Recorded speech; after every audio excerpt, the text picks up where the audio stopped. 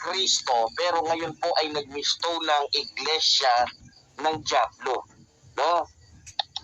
Talaga naman. Yung magandang pangalan na Iglesia ni Kristo ay talagang halata pong nagmistulang isang kulto. At talagang kulto talaga. Kahit sinong tanungin natin. No? Walang pari na magsasabi na ang Iglesia ni Kristo ay ganito, ganyan. No? Huwag na tayo. Maliban na lang sa pari siguro kung mapapayaran nila. No? Ako ay nakakita o ako ay nakapanood ng isang video na nire-request po nitong ating kaibigan. Sino yung kaibigan natin na yan? Walang iba kundi yung malaking mata. Na kontrabida sa magandang ginagawa ng ating mga congressman. Walang iba kundi yung nagmamarunong na akala mo talaga siya na yung pinakamarunong, pinakamabuti, pinakamagaling na congressman. Na samantalang sa kanyang termino, bilang congressman, wala itong nagawang maganda. Kung hindi lang ito ginagamit yung kanyang reliyon, walang boboto dito at hindi ito mananalo. Kaya nga lamang, alam niyo naman, mayroong reliyon na ginagamit yung kanilang reliyon, unang-una, syempre, para paupo ng mga taong gusto nila. Kahit pa ito ay magnanakaw, kahit pa ito ay mandarambong. Sinong maghihiwalay sa amin? Sa aming pagka-Iglesia ni Kristo? Kaming naninindigan sa totoong Iglesia ni Kristo. Kagutom, kahirapan, mga sakuna, pag-uusig, kahit pakamatayan, walang makapaghihiwalay sa amin. Kahit hanggang kamatayan, Iglesia ni Kristo kami. Kahit sino pang umusig dyan, hindi ninyo mababali yung aming paniniwala, pananampalataya, yung tibay ng pananampalataya.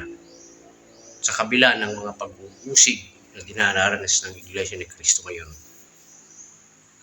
Kabilaan, kung sino-sinong mga vlogger ang naninira, dinadawit kung saang kung ano-anong mga masasamang issue ang Iglesia ni Kristo para lang kumita sila, para lang sumikat. Kasi alam nila na ang Iglesia ni Kristo ay trending. Pero sa kabila niyan, ng mga pag-uusig na yan, napakaraming mga umaanib pa rin sa Iglesia ni Kristo. Linggo-linggo, buwan-buwan, may mga umaanib. Bakit? Habang inuusig ninyo ang Iglesia ni Kristo, mas lalong dumarami yung nagkakaroon ng interes. Bakit kaya nila inuusig ang Iglesia ni Kristo? Yun ang nasa kaisipan nila. Nagsusuri sila.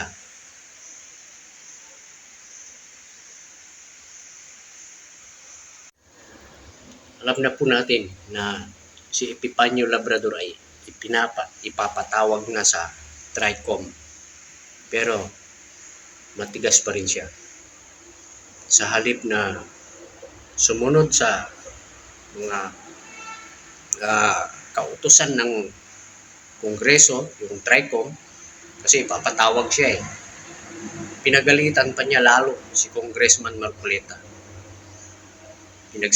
Pinagsabihan niya na naman ng kung ano-ano, Congressman Marcoleta. At lagi niyang dinadawit ang Iglesia ni Kristo. Sinasabi niya na kapag lumabas daw, Congressman, si Epifanio Labrador, ipatutumba daw siya ng Iglesia ni Kristo. Napakarumi talaga ng isipan nito. Yung mga patong-patong niyang kaso, lalo niyang dinadagdagan. Ngayon, ipapatawag siya ng TRICOM. Hindi natin alam kung ano ang magiging reaksyon ng TRICOM. Kung sisipot ba siya o hindi. Kung halimbawa hindi siya sisipot, pero malabong sisipot yan. Hindi nga siya nagpunta doon sa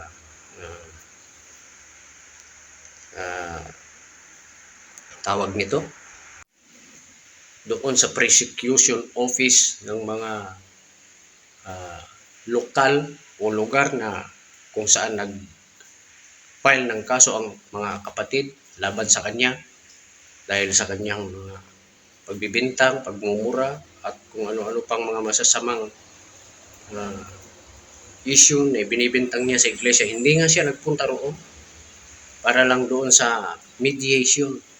Lalo na doon sa TRICOM. Pinagbibintangan niya nga Iglesia ni Cristo. Pag lumabas daw siya ay itutumba daw siya. Napakarumi talaga ng isipan ng taong ito. Ito, panoorin natin.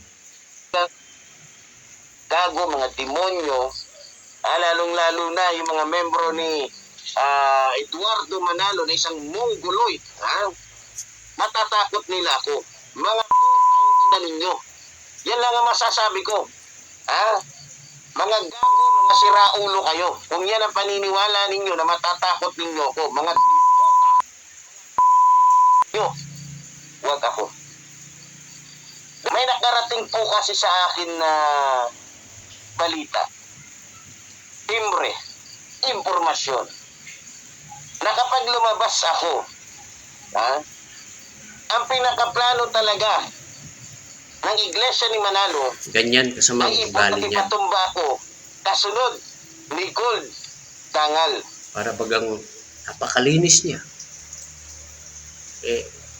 Maraming nagsasabi na bayaran siya. Maraming nagsasabi na ang trabaho niya ay yung pag-vlog, tapos babayaran siya, tapos yung nagbayad sa kanya, mayroong sasabihin na, uy, si ganito, ano mo sa iyong vlog ganito ang gagawin mo daw, at yun ang gagawin niya. Kaya ngayon, tago siya ng tago, maraming mga kaso yan, husgado sa hukuman, yung mga, kaya takot na lumabas. Sabi niya, hindi daw siya kaya. Siya mismo nagsasabi niya. Kaya, malabong pupunta yan doon sa TRICOM. Bagamat papatawag na siya ng mga congressman kasi tatanungin siya doon kung ano-ano yung mga pinagdadaldal niya, pinagsasabi niya sa video niya na walang katotohanan. Malabong pupunta yan. Sigurado yan. Takot lumabas yan Ay nako. Kaya sa lahat po ng mga nagsasabi na ang Iglesia ni Cristo ay kulto, mamamatay tao, sumusuporta sa mga kurap, kung ano-anong mga masasamang isyong binabat lahat ng mga yan ay hindi nalilihim sa Ama. Bakit? Ang Iglesia ni Cristo ay sa Diyos. Laging nagtatagumpay sa lahat ng gawain. Hindi babagsak. Walang sino mang makakapagbagsak nito. Kahit ano pang sabihin yung paninira sa pamamahala sa buong Iglesia, sigurado, hindi ninyo kaya. Lahat daw ng sinasabi niya ay totoo. Tigas talaga Ito, panoorin natin at pakinggan. Putang ina ninyo, huwag ako. Dahil kung ano man ang binibigkas ko ngayon ay nararapat lamang na sabihin sa mga taong katulad ninyong mga tibuho kayo. Sinaulo ka, ang galing-galing mong manira, pero ayaw mo palang. Pero kung sa bagay, wala naman ako talagang sinira Dahil kung ano man ang sinasabi ko, totoo. Sinasabi niya ng Iglesia ni Cristo ay kulto daw. Yan ang mga sinasabi ng mga taong hindi nakakaunawa kung ano ang kulto. Kahit sino daw ang tanungin. Talaga namang fake news ka Puro lang fake news ang lumalabas sa iyo. Kaya mabuti pa ay sumurrender ka na lang, sumuko ka na lang. Kasi malapit na yung araw ng iyong ah, kalungkutan. Kasi nga hinahabol ka na ng batas eh. Batas na ang hahabol sa iyo. Oh, dahil sa iyong mga kalukuhan.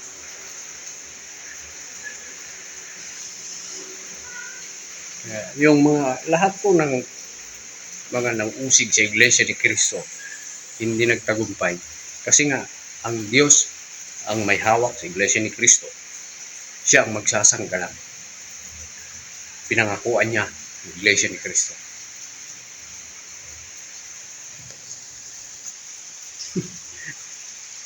Ayon sa kanya ay bakit hindi daw si Vice President ang ipatawag sa kanyang pagmumura? Ay, di ba may mga nag-file na ng kaso laban sa kanya tungkol doon sa mga sinabi niya noon na nag-trending na nagmura siya sa presidente. Hindi na obligasyon yung ng TRICOM. Mayroong ibang mga kondon. Ay, naku naman. Wala namang napakatalino ng tao nito. Pati daw yung pagmumura ni Mayor Baste, bakit daw hindi patawag? May mga kaso nga silang nakapile. Na may mga basta may mga taong nagkuha ng kaso patungkol sa kanila, hindi yung TRICOM. Iba yung TRICOM. Iba rin yung Quadcom. Ano naman?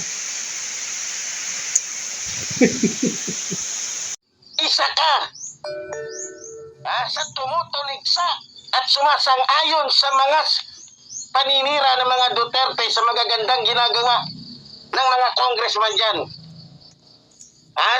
Baka nakalimutan mo, Marcoleta, na si Epifanio Labrador ay sang-ayon sa ginagawa ng mga congressman dyan na imbestigahan si Sara Duterte alias Mary Grace Piatos. Kaya wag kang magmukhang sang-ayon ka sa kabutihan kang putang mukha. Wag kang magdadrama dyan na para magang sang-ayon ka sa katotohanan at sa magagandang gawain. Dahil kung sang-ayon ka sa katuwiran, sa katarungan, sa kabutihan, hindi sana kaisa ka ng mga Quadcom. Sana kaisa ka ng mga congressman dyan na nagpapanagot sa mga taong mapang-abuso sa kanilang mga pera at kapangyarihan kang dimuho ka. Baka nakalimutan mo, Marcoleta, na sa paninira ni Sara Duterte sa Administrasyong Marcos, kaisa ka. Ayaw mo ng fake news? Ayaw mo ng minumura ka? Pero kasama ka at natutuwa ka kapag minumura ng mga Duterte. Sinisira ng mga Duterte ang pangalan ng aming Pangulong Ferdinand Marcos Jr. Tarantado ka. Pati yung pagsamba ay talagang sinisira niya. Yung paraan ng pagtiteksto ng mga ministro. Para din siyang si Chris Nasahay. Siniraan ni Chris Nasahay yung mga ministro na ninanalangin. Ngayon naman si Epifanio Labrador, yung mga ministro sa pagtiteksto. Yung paraan. Pero minumura pa rin yan. Kung ano-anong mga pinagsasabi. Ito, panuorin natin. Alam ko kung bakit ka nandiyan dyan sa Kamara. Dahil inutusan ka ng inyong Panginoon na si Eduardo Manalo. Butang nag-preach pa kayo, akala ninyo para kay mga iisa tono ninyo. Mga kabadit! Putang ina ninyo! Ganito sinasabi ni Felix Manalo at Eduardo Manalo.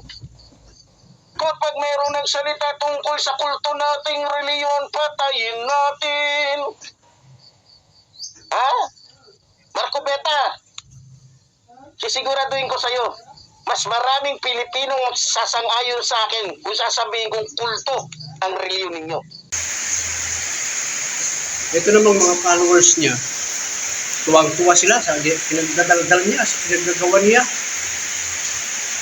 Hindi ko maintindihan kung anong klaseng mga followers yan. Lagi nilang pinupuri yung mga sinasabi niya, sinasabihan siya ng mga followers niya. Mabuhay ka, Sir Epi, mag-ingat ka lagi. Yung mga nasa comment eh. Buti na lang nandyan ka para sa amin. Hindi natin alam, baka siya din po-comment yun. Mga kasamahan lang din niya. Ay, naku. Kahit sino ang murahin niya, walang nagsasabi sa kanya na, uy, masama yan. Wala man lang nagsasabi niya. Ayon sa kanya, tama daw lahat ng kanyang sinasabi. Kahit na sinong murahin niya, politiko, religion, kung sino-sinong mga vlogger, kung sino-sinong mga tao, talagang normal na, parang normal lang sa kanya yung magmura, magsalita ng kung ano-anong mga panginsulto. Ay, nako. Ganyan bang dapat na makita sa YouTube, sa mga video? Kaya karapat dapat ka lang na ipatawag ng TRICOM. Pero, ewan, hindi natin alam kung pupunta ba yan o hindi. Pero kung hindi siya pupunta, maghintay tayo kung ano ang gagawin ng TRICOM sa kanya. Yun lamang po at maraming salamat. Patuloy ninyong pagsuporta, pagsubaybay sa aking mga video. Mag-ingat po tayo lagi.